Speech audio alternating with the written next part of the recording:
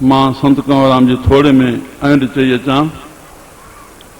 उते रहंदड़ हुआ, पार्टीशन को संगत पो आई आ 47 में, पर संत जेका शहादत करियो 1973 में भरचूंडी जे पीर खे उते मारियो वियो। और अख़बार चोट खां वठी मां पढ़ंदो रहियो आहियां। उहा अख़बार पढ़ियमि।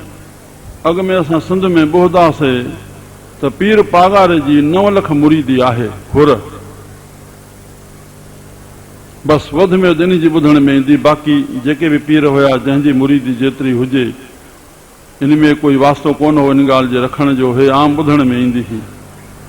पर उन वक़्तु अख़बार में 3 पीरनि जो हवालो आयो त पहिरियों नंबर मुरीदी सिंध में आहे तालिबिन मौला जी, जंहिंजा अॼु कलाम हलनि था।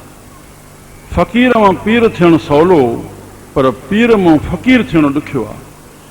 इहे फ़क़ीर थी विया जेके कमाई करे अॼु असां पीरनि वांगुरु पूॼूं था, उन जे आसिरे हे रोटी खाऊं था। पर तालिबिन मौला जी एॾी मुरीदी हुजण खां पोइ उहो पीर हुयो, जीअं पागारो पीर हो तीअं उहो पीर हो, पर उहो पीर खां पोइ फ़क़ीर थी वियो, जंहिंखां पोइ उन जा इहे कलाम ठाहिण शुरू कयईं जेके अॼु सिंध में वॼनि था पिया। 3 नंबर मुरीदी हुई भरचूंडी जे पीरनि जी, इहो अख़बार में पढ़णु मिलियो। और बाक़ी इतिहास तव्हांखे ॼाण आहे त सखर में जेका उन पीर जे पुट सां थी, असांजी हिंदू महासभा जी, हिननि खे इहो निर्णय वठणो पियो त असां बि कोई सिंधियुनि जो हिंदुनि जो कोई वॾे खे संतनि ॾे चिठियूं बि अहिड़े क़िस्म जूं 2-3 आयूं, पर प्रभु जो भरोसो रखियऊं। कलेक्टर साहिबु पहुतो, हवालो वॾो आहे, मूंखे ज़रे ज़रे संत कंवरराम साहिब जी जेको मिलंदो आहे उनखे हिस्ट्री वठबी आहे, वॾनि खां संतनि खां बहुत ई कुझु मसालो आहे, शायदि वॾो ग्रंथ भरिजी वञे। मुंहिंजा प्यारा, त उन पढ़ण मां उन जो जेको खून थियो और उन में उन जो हथ हुयो। और रहड़की साहब में साईं साधराम जे पिता खे, भगवान दास साहब खे, जंहिं ॿुधायो त चंड ते हिते आयो उहो पीर, और चयो त उन्हनि किननि हथनि में हे हथ बि हुया।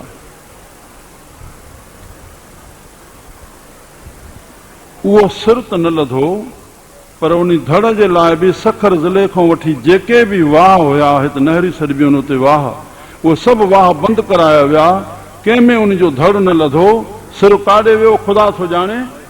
और कंहिंजो बि अलाए धड़ हुयो, नहर मां खणी करके उन्हनि पंहिंजी दरगाह ठाहे छॾी उन पीर जी।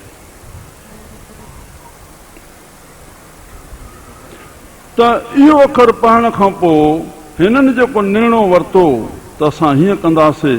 अगरि इहो तव्हां जोतिषियुनि जो ॿुधी आया हो, ख़ुलासो वॾो कुझु अहवाल आहे, हिकु विषय ते मां पूरे नक्शे रूप सां रखी वठां, पर कंवर तो पाण सर ॾिनो हो, कंवर तो पाण सर ॾिनो, उनजी रूपरेखा रखबी त राति गुज़री वेंदी। छड़ी पाण सर ॾियण ते कीअं ॾिनई, उनजा ज़ाहिर कीअं मिसाल आहे। पर इहा शइ अॼु संत कंवरराम न करे आहे। और एतिरी मुरीदी उनजी उथी पई आहे हिंदुनि जे लाइ, त असां हिंदुनि जी छा हालत थिया। बसि मां इन अखर मां चवणु चाहियां थो त संत हिकु सिंधी क़ौम जे लाइ क़ुर्बान थी।